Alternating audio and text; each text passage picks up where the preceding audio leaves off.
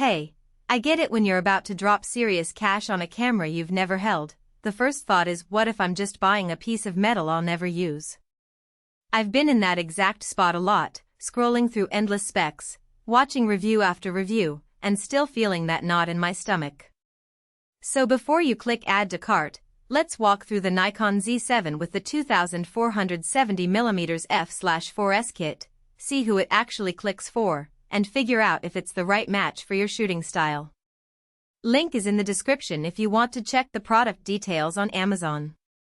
First off, the Z7 sits in Nikon's full-frame mirrorless lineup, and the main draw is that 45.7-megapixel back-illuminated sensor.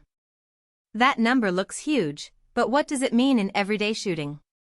If you love pulling out massive prints, cropping heavily, or need that extra detail for commercial work, that resolution translates to razor-sharp textures. Think fabric threads, leaf veins, or fine architectural lines, all captured without a noticeable moire pattern.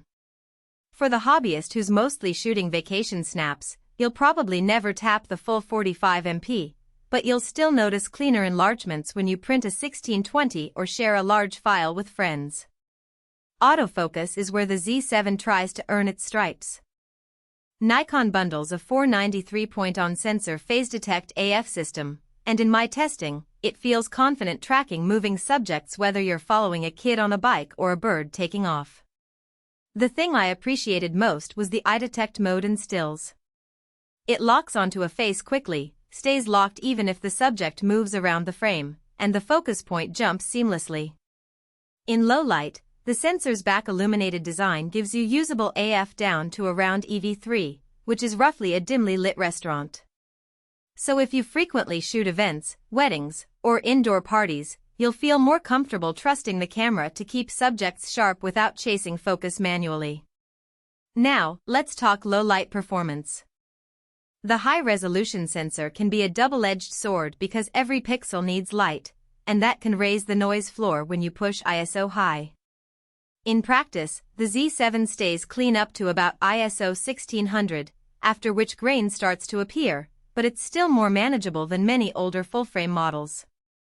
For a filmmaker who plans to shoot in dim venues, you might want to pair it with fast lenses like a 50mm f/1.8 or a 2470mm f/2.8 rather than relying on the kit 2470mm f/4. Which is a solid walk-around lens but not the brightest option. Speaking of lenses, this mount is Nikon's new design, advertised as revolutionary because it's larger and allows for future optics that can deliver better performance. The good news is you're not locked out of Nikon's massive mount heritage. With the FTZ adapter, you can use pretty much any of the 360+ mount lenses you might already own, though you'll lose some of the newer mount's native benefits like the tighter tolerance for faster apertures. If you're building a kit from scratch, these mount lenses are still catching up. You'll find a decent selection of prime lenses now, but the range isn't as deep as the legacy mount lineup yet. That's something to keep in mind if you love swapping lenses frequently. Menu navigation on Nikon cameras has historically been a bit of a love-hate relationship. The Z7's UI is cleaner than older DSLRs, but it still leans heavily on the info button and scrolling through pages to change settings. If you're a beginner who'd rather have a single dial for ISO or focus mode, you might find the learning curve a little steep.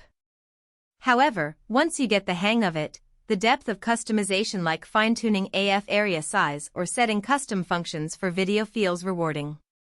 The camera also supports touch focus on the rear screen, which is handy for quick snaps or when you want to tap a subject in a crowded frame.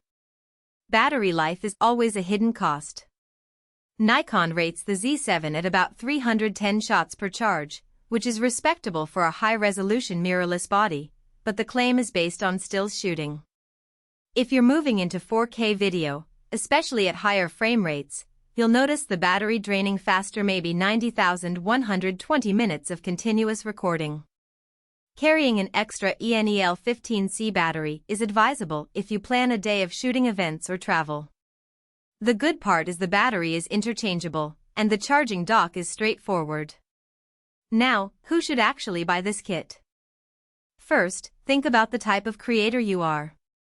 If you're a professional photographer, weddings, fashion, commercial product work who needs that pixel push, reliable AF, and a robust ecosystem, the Z7 with the 2470mm f/4 gives you a solid baseline. The lens is versatile enough for portraits, street scenes, and landscapes, and the high-resolution sensor gives you the flexibility to crop or print large without sacrificing detail. The 4K video capability also means you can handle occasional video work without needing a separate camcorder. If you're a hobbyist who mostly shoots for fun, the